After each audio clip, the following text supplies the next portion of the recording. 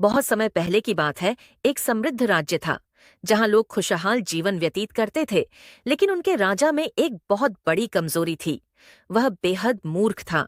राजा को अपनी बुद्धिमानी पर बहुत घमंड था, परंतु वास्तव में वह निर्णय लेने में असमर्थ था और तर्क वितर्क में कमजोर था। उसकी मूर्खता का लाभ उठाकर दरबारी उसे खुश करने के लिए झूठी तारीफें करते और राजा स्वयं को सबसे चतुर समझता। राजा का नियम था कि जो भी उसकी बुद्धिमानी पर सवाल उठाएगा उसे दंड मिलेगा, लेकिन अगर कोई उसे हरा देगा तो उसे बड़ा इनाम दिया जाएगा। हालांकि कोई उसके खिलाफ जाने की हिम्मत नहीं करता था, क्योंकि दरबारी उसकी मूर्खता को छुपाने का काम करते थे।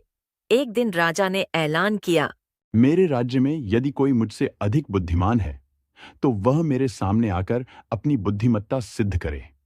यदि वह मुझे हरा देगा तो मैं उसे इनाम दूंगा, लेकिन यदि वह हार गया तो उसे दंड भुगतना होगा। राज्य में एक वृद्ध व्यक्ति रहता था जो अत्यंत ज्ञानी और चतुर था। उसने राजा की चुनौती सुनी और सोचा, यह तो बहुत ही मूर्खतापूर्ण बात है, परंतु यदि राजा को उसकी मूर्खता का एहसास न कराया गया तो यह राज्य कभी प्रगति नहीं कर पाएगा। इसलिए वह दरबार में पहुंचा और राजा से कहा, मैं आपकी चुनौती स्वीकार करता हूं। यदि आप सच में सबसे बुद्धिमान हैं तो मेरी कुछ पहेलियों का उत्तर दें।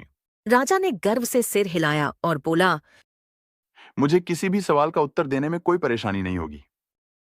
वृद्ध ने राजा से पूछा, महाराज, यदि एक हाथी के सिर पर एक पक्षी बैठा हो और वह उड़ जाए तो क्या हाथी का वजन कम होगा? राजा सोच में पड़ गया। उसने अपने मंत्रियों की ओर देखा, लेकिन कोई उत्तर नहीं दे पाया।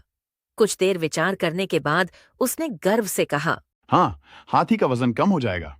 वृद्ध मुस्कुराया और बोला, नहीं महाराज, हाथी का वजन उतना ही रहेगा। एक पक्षी का भार हाथी की तुलना में इतना कम होता है कि उसके जाने से कोई अंतर नहीं पड़ता। राजा थोड़ा शर्मिंदा हुआ, लेकिन अपनी मूर्खता छिपाने के लिए बोला, मैं तो बस तुम्हारी बुद्धिमत्ता को परख रहा था। अब वृद्ध ने दूसरा सवाल पूछा, महाराज, यदि एक बाल्टी पानी से भरी हो और उसमें एक मछली तैर रही हो तो उस बाल्टी का वजन बढ़ेगा या घटेगा? राजा ने तुरंत उत्तर दिया, जब मछली पानी में तैर रही हो तो उसका वजन पानी में मिल जाता है, इसलिए बाल्टी का कुल वजन नहीं बढ़ेगा। वृद्ध फिर मुस्कुराया और बोला, महाराज, यह गलत उत्तर है। मछली भी उसी पानी का हिस्सा है और उसका वजन पानी में होते हुए भी बाल्टी के कुल भार को प्रभावित करता है, इसलिए बाल्टी का कुल वजन वही रहेगा। अब वृद्ध ने अंतिम प्रश्न पूछा, महाराज, यदि कोई आदमी सोने का बना हो तो क्या वह पानी में तैर पाएगा? राजा इस सवाल पर हंस पड़ा और बोला, बिल्कुल, सोना बहुत कीमती धातु है और कीमती चीजें हमेशा तैरती हैं। वृद्ध ठहाका मारकर हंस पड़ा और बोला, महाराज, सोना बहुत भारी धातु होती है। वह पानी में नहीं तैर सकता बल्कि डूब जाएगा। यह सुनकर दरबार में सभी मंत्रीगण भी हंस पड़े।